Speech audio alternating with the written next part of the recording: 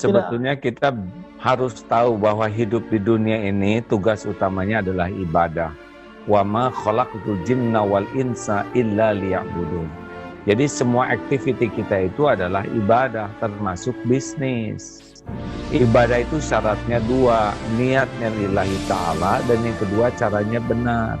Sebetulnya bisnis kita dengan orang itu syariat, hakikatnya kita bisnis dengan Allah.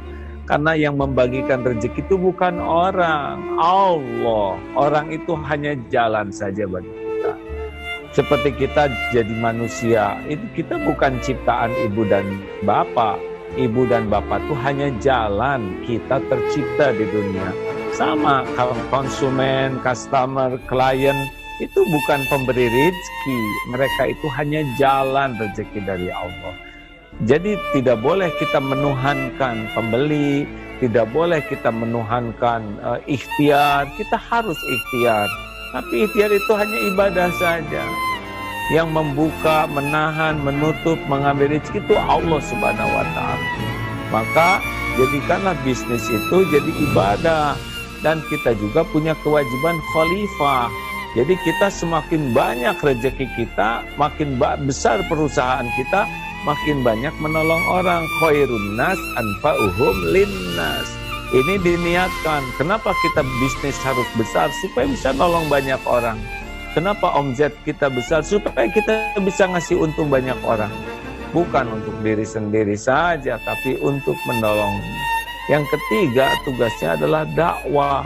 Kita jadikan bisnis ini jadi dakwah. Sebagaimana orang-orang terdahulu datang ke Nusantara ini kan pedagang yang membuat Indonesia syariatnya jadi negara umat Islam terbesar di dunia. Pedagang mereka. Mereka dagang dengan niat dakwah. Nah, harusnya orang yang interaksi dengan kita ya tidak hanya dapat uang dan barang, tapi mereka dapat ilmu. Mereka dapat sebuah enlightenment bisnis dengan kita ya.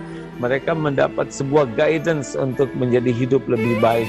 Bisnis itu adalah dakwah.